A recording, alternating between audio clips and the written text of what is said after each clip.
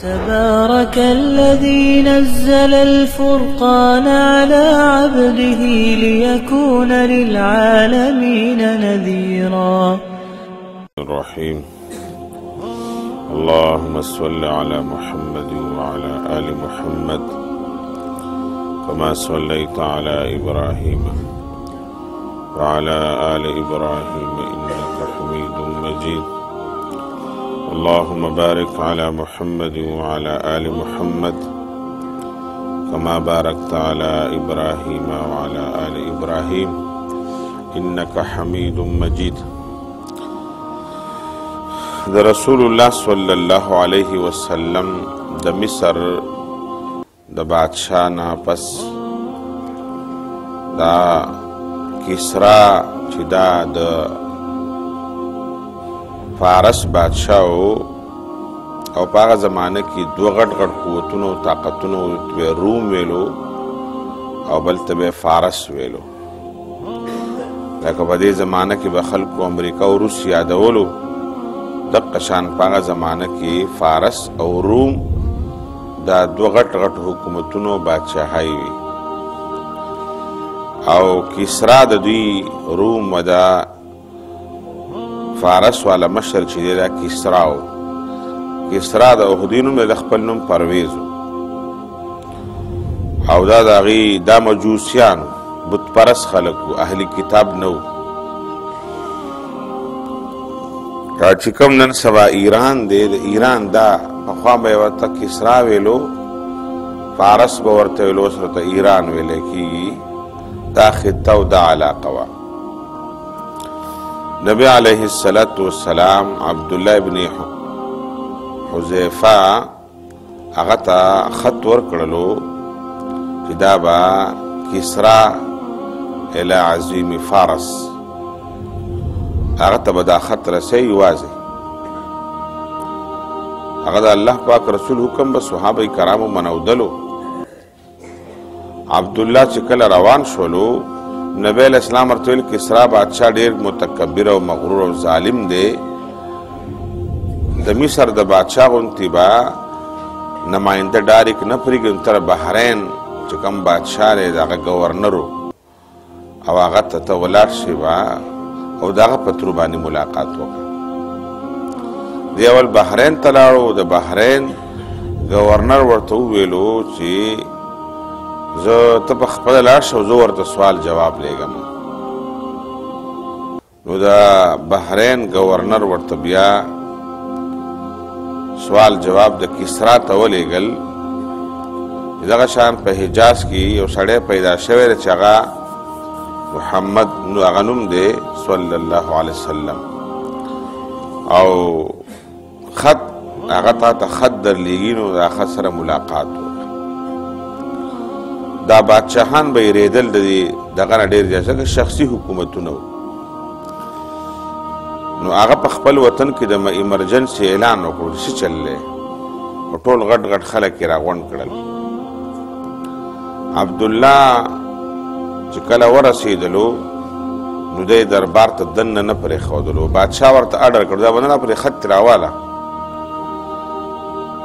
نو دې صحابي ورته چابې نه چې کله خط اخیستلو، دی ورسېدلو، ده ورته ویل خط خو زه تاسو له داسې نه درکومه، زه چې د چا نماینده یم هغه پیغمبر دی، او هغه ما ته ویلو په خپل لاس به ورله خط ورکړي بادشاه ته. نو چې د هغه اډر او د هغه حکم نه چلیږي، نو خط به زه نه ورکوم. صحابه کرام د نبی صلی الله علیه وسلم د حکم ډېر تابع خلک، او صحابه کرام به د الله د رسول د حکم نه به یوه انچا خوا دې خوا نه کېدل به.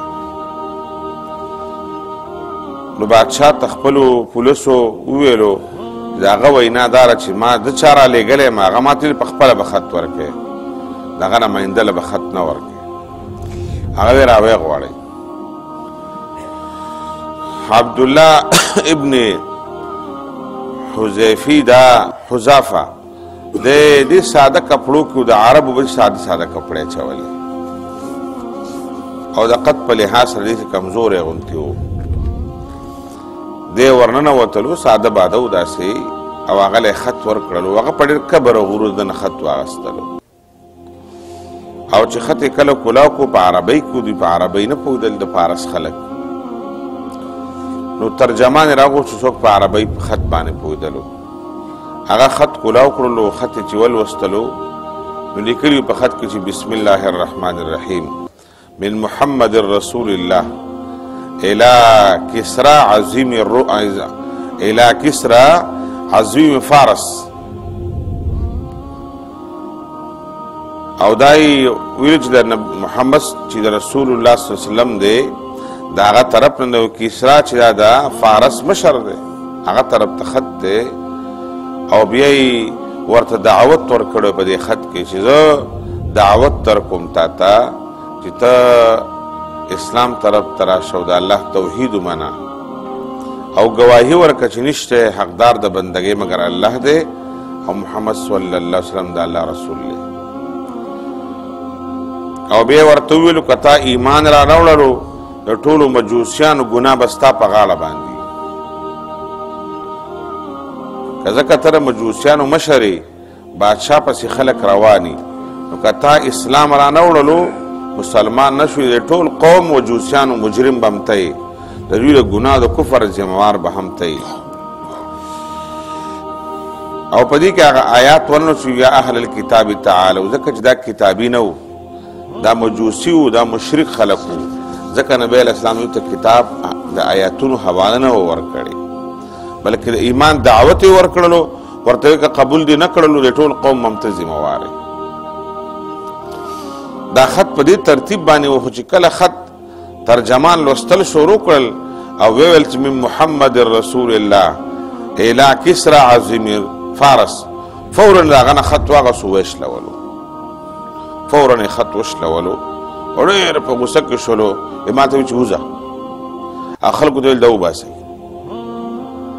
صحابي راویستلو هغه ځای راویستو ما خو بهر سورلي ولاړه وه په اسماني مې خپور واړوله او بس زما کار و د نبی علیه السلام ماته اډر کړو خط ورسو خط مې ورسو نور د باچا سره د جنګ مګ زما څه کار نه و نه راته اډر و زما خط رسولو خط مې ورسو او ویل زه بس د فارس دغه د ایران چې کوم حکومت و د هغوی نه راووتلمه د باچا چې کله غوسه سړه شوله نو ویې کتل چې هغه نماینده راله راوله چې دې خط کې څه و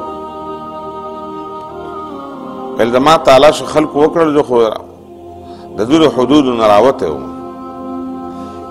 نبی علیه الصلاة والسلام ته دا صحابي کله راورسېدلو نبی علیه الصلاة والسلام ته وویلو ویل چې زه خو ملاقات وکړو سړي خط وشلولو او ډېر د غصې اظهار یې وکړلو نبی صلی الله علیه وسلم د دې کسرا په حق کې خیرې وکړلې او ویل چې اللهم مزقهم کل ممزق الله پاک داسې ټوټې ټوټې کې دا حکومت داسې دړې وړې کې لکه څنګه چې خط ټوټې ټوټې کړی دی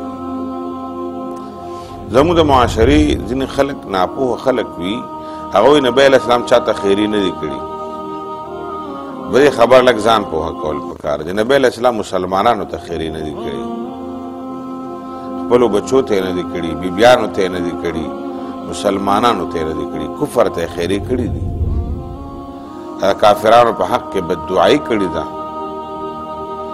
زموږ خلک ځینې وخت کې په بددعایي باندې خفه کېږي اسلام چې د کومې خبر نه منع کړې ده د عامو خیرونه په خپل منځ کې یو بل ته ځان ته خیرې کول رونو ته مسلمانانو ته بچو ته دا خیرې کول دا ممنوع دا به نه کوو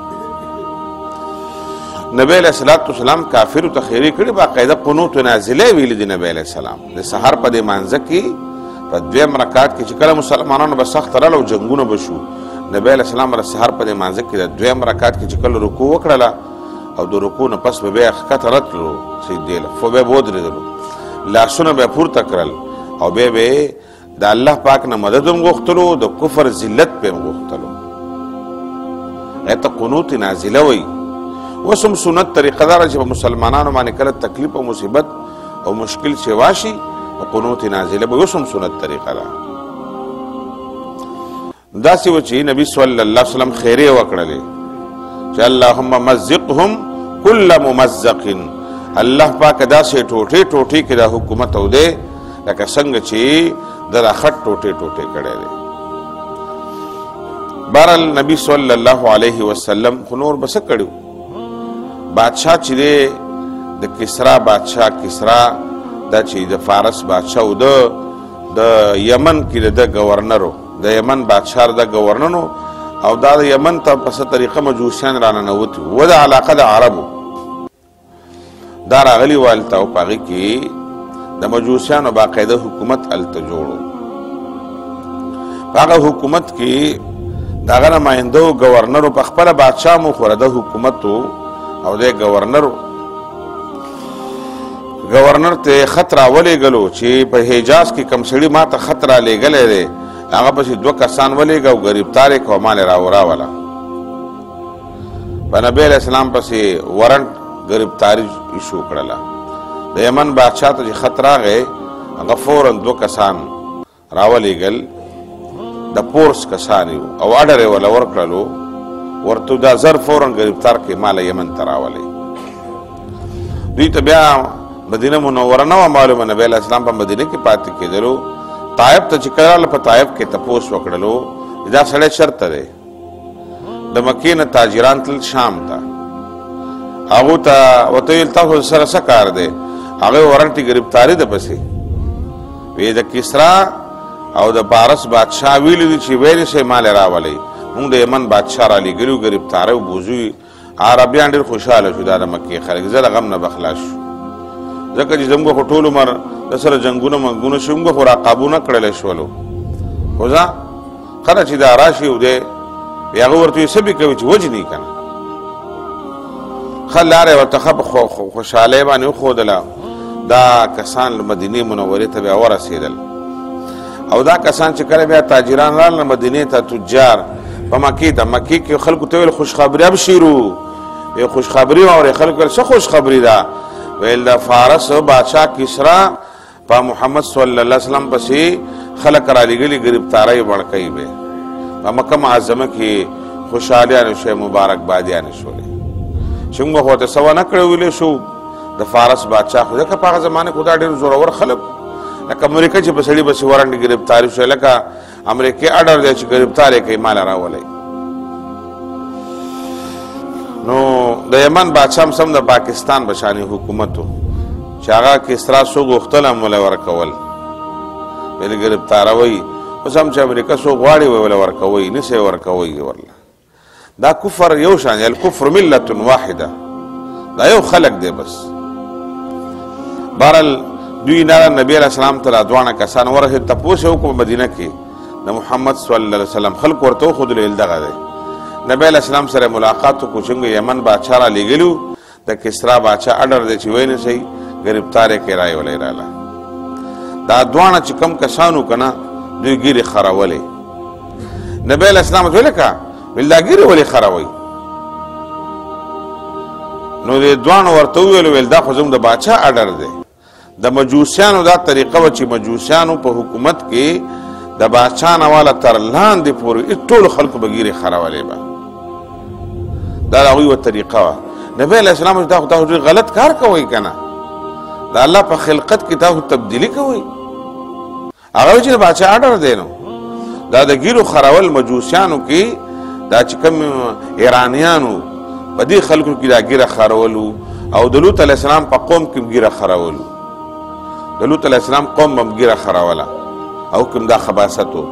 او دویم چې دی دا په ایرانیانو کې کسرا د فارس په خلکو مجوسیانو کې دا طریقه کار وه چې ګیرو سره بیا کله یو طریقه کوله، کله بله طریقه کوله، لکه زموږ د دې خړسرو په شانت، کله فرنچ ګیره جوړی، کله بله ګیره جوړی، کله داسې.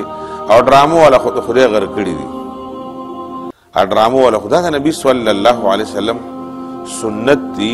زموږ پر عمل کې ډېر توهین وشوله، دي سنت ډېر لوی توهین دی. بهر نبی علیه السلام ډېر تعجب سره ځکه په دې عرب ملکونو کې په دې عربیانو به بلکل ګیره نه خروله، غیر مسلم او مشرک وو. د ابوجهل او د ابولهب هم ګیره وه په هغه وخت کې، عربو خلکو به ګیرې نه راکولې. دا مجوسیانو زمونږ په دې وطن کې هم دلته دا ایرانیان پاتې شوي دي، د ایرانیانو تسلط پاتې شوی. نو په دې هندوستان کې، افغانستان کې او پاکستان کې دا د ایرانیان هغه پخواني رسمونه اوس هم دلته شته دی. دا چې لفظ خدا دی که نه، دا خدا لفظ د ایرانیانو د پارسۍ لفظ دی. دا نن په تنګله کې د الله په نومونو کې خدا نشته دی. دا ځینې شیدونه دي چې دا د هغه وطن د خلکو نه پاتې شوي دي، رسمونه رواجونه دي. باره نبی علیه الصلاة والسلام د هغوی په ږیره خرولو باندې ډېر تعجب وکړلو. ورته ویل زه لاړ شئ آرام وکئ، ویل سبا به ګورو. سبا دا کسان رالل، ویل سوچ تی به وکړلو. نبی علیه السلام ته خبر یې؟ ویل نه. ویل کسرا خو مړ شو که نه. هغه ورته ویم ګوښه ته ډېر هوښیار سړی، اوس ستا متعلق خلک و داسې کمزوري او بېعقله خبرې کوي، دا څومره کسرا باچا له سرته اسرائیل راتلی شو مړ کولی. خو ډېر غټ ظالم بادشاه و، متکبر او غټ بادشاه دی. هغه ما درته وویل ولاړ شه یمن بادشاه ته دې ووایه چې سړی مړ دی. بهرحال دا دواړه کسان بیا لاړل. نبی علیه الصلاة والسلام ورته نورې خبرې وکړلې. ویل د یمن بادشاه ته ووایه چې مسلمان شي، ورته ووایه حکومت هم ستا او د عوام هم ستا، زه به ستا سره کار نه لرم، بیا مسلمان شه. نبی علیه السلام یو بل کار وکړلو. وی یمن بادشاه ته ووایه چې مسلمان شي، ورنه تا ته ډېر نږدې ما او بلو به د حکومت دړي وړي به نه به او که مسلمان شولې زموږ په دعوت باندې. ویل حکومت هم ستا او دا رعایت هم ستا او اسم د نه بیانالو. بهرحال دا دواړه کسان چې کله بیا یمن ته لاړل، بادشاه ته وویلو چې موږ سره خو دې کس وویل چې خو کسرا خو مړ شو، او ویل تا له دعوت درکړی د مسلمان شه که حکومت به دې ختمي. یو 15 شپږ ورځې لا تېرې نه وې چې د کسرا چې د ده خپل نوم پرویز و، د ده د نوم د ده رضوي له طرف نه خط راغی چې کم دغه چې دی کسرا مړ شوی دی او زه اوس بادشاه یم. شمون مې و غالبا که شمعون دا څه نوم یې و. او ویل زه بادشاه یم او چې کوم اډر پرویز تا ته در لېږلی و چې هغه په مدینه کې هغه سړی ونیسو او راوله، هغه اوسه پورې مه چېړه، هغه ته به څه نه وی، ګرفتارۍ به نه. د یمن بادشاه وویلو چې واقع دا پیغمبر رښتیا پیغمبر دی، رښتینی پیغمبر دی. د یمن بادشاه بیا مسلمان شوی و، د یمن خلک هم بیا مسلمانان شوي وو. دا د نبي صلی الله علیه وسلم پیشنګویي و الله پاک ورته ویلي. او د نبی علیه السلام د خیرو اثرات څه وشو؟ د نبی علیه السلام د خیرو اثر دا وشولو چې په کسرا پسې خپل زوی راپاڅېدلو، په دې پرویز پسې، او خلکو ورته ویلو ستا پلار د دې وطن غټ غټ خلک مړه کړل، معززین مخاورس خلک یې مړه کړل، ځکه دا شکي و. ویل دا د رومیانو سره میلاو دي، د هرقل سره، او ویل زما حکومت ختموي، غټ غټ خلک یې افسران یې مړه کړل او د زنانو ډېرې بېعزتیانې کړې. خلکو ویل پلار دې څه کوي؟ دومره خلک یې مړه کړل، خپل قوم تباه کوي او د زنانو بېعزتیانې کوي. نو ده د خپل پلار د مرګ تابیا شروع کړله چې پلار مړ کومه. دا کسرا پې پوهه شوي چې دا زوی مې مړ کوي. د ده د یو دوایي یوه خزانه وه، سټور به ورته ووایو، دوایي به پکې وه، قسمه قسم دوایانې پکې وي. د کسرا ته چې کله پته ولګي دا زوی مې ګرای چې مړ کړي، دا هر څه به راناخلي. هلته په زهرو د پاسه ولیکل په یو دوایي باندې، دا داسې دوایي ده دا د انسان مردانه قوت سیوا کوي، دا څوک استعمالوي. هو زهر. کسرا زوی چې کله په دې خېټه کې په چاړه باندې ووالو که نه، په دې خېټه کې وهلی و، بس سړی ستا یې مړ کړل، مردار شو. بله ورځ چې زوی خزانې کولاو را کولاو کړلې او د دوایي په خزانه باندې ورغې، په هغې کې لیکلي و چې څوک دا دوایي استعمالوي د هغې د انسان د بدن قوت سیوا کوي. او د ده رازوی چې د ښځو ډېر شوقي و او دا نخواهشات به ډېر استعمالول. دغه دوایي چې وکتله، دوایي ځان سره کېښودله او د یو ګولۍ په ځای باندې یو 6 ګولۍ وخوړلې،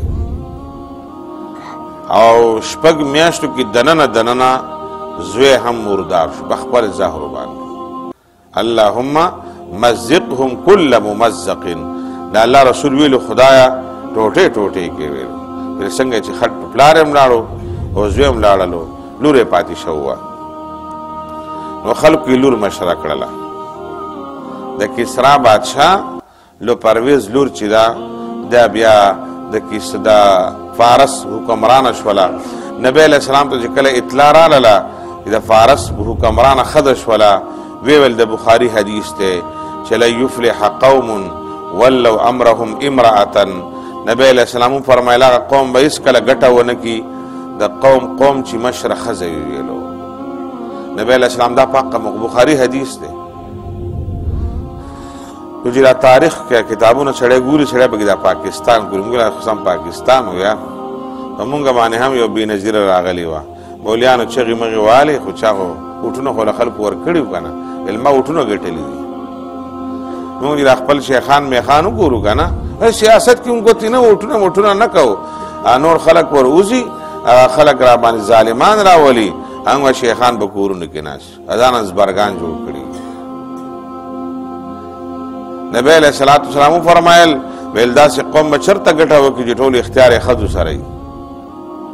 هغه د کسرا او هغه د فارس حکومتونو بیا چې دړې وړې شولو او بیا یو وخت راغی عمر فاروق خلیفه وخت او په کسرا باندې ورالل او دا فارس چې دی دا د مسلمانانو په قبضه کې بیا راللو. د مسلمان ایران او دا وطنونه د مسلمانانو په قبضه کې رالل. نبی صلی الله علیه وسلم چې کومې پیشنګویانې کړې وې په هغه خندق کې کړې. په خندق کې موږ ویلو دا خبره چې نبی علیہ السلام ویلو د فارس او د روم تختونو زما د امت په خپو کې ما کتلي دي. نو هغه دغه و چې د عمر فاروق په دور خلافت کې دغه طرف ته هم لاړل بحرین طرف ته د عربو د ځمکې او دلته فارس طرف ته هم رالل او فارس هغه حکومتو د نبی علیہ السلام خط شلولی و او اقا وقت راغی د مسلمانانو حکومت او سلطنت کې و. دا د صلح حدیبیې کامیابیانې وې چې نبی علیہ السلام عمر فاروق لره عمره ویل دا د کمزورۍ شرطونه نه دي ویل د دې په بدل کې غلبه را روانه ده ګټه را روانه ده. حدیبیې صلح داسې وه چې په عرس ته خلک مسلمانان یمن ټول حکومت مسلمان شولو بادشاه مسلمان شولو. دا د نبی صلی الله علیه وسلم د خطونو هغه سلسله نبی علیہ السلام په مدینه کې ناستو د خطونو دومره زور و بیا د نبی علیہ السلام د هغې په نتیجه کې دومره لوی لوی اثرات و. دا د نبی علیہ السلام د خطوطو ذکر ځکه کو چې موږ ته هسې اندازه وشي چې نبی علیہ السلام چې په جومات کې نه وراسي خلکو ته ویل دا کوئ او دا کوئ او بهره دنیا داسې پرېښودي وه. نه حکومتونو حکمرانانو ته لاس ور واچولو او زموږ خلک چې وایي چې په اسلام کې حکومت او کرسۍ او دا تختونه او بادشاهته دا نشته دی او حکومت پکې چا راویستی دی موږ وایي نبی علیہ السلام پکې راویستی دی خو ته دې نه خبر و چې کوم هسې موږ خو دغه کار نه شو کولی و ته سبحان الله او ذکر کوو په جومات کې کښېنه خو د اسلام غلطه تشریح مه کوه ځانه مفتي مه جوړه چې دا شي نشته دی ولې نشته دی. په اسلام کې ډېر شی خبرې دي د یمن پوره حکومت یې شامل کړلو داسې په سوال خو نه شامل شوی. نبی علیہ السلام ورته ویل شامل شئ که نه بلو د به حکومت نه وي ته د هیرې د وجې نه موږ چې هیر نه مسلمان که هر څه نه مسلمان شي خو د هیرې د وجې نه صداقت د نبی علیہ السلام په نبوت باندې یقین راغی نه پس مسلمان چې ویې ویل نبی علیہ السلام ویل کسرا مردار شو او واقع داسې شوي الله پاک دی مسلمانانو له او مؤمنانو له الله پاک بیا قشانتي ګټه او کامیابي. نور على مر الزمان تألقا وأضاء للدنيا طريقا مشرقا وهدى من الرحمن يهدينا به للصالحات وللمكارم والتقى. نور على مر الزمان تألقا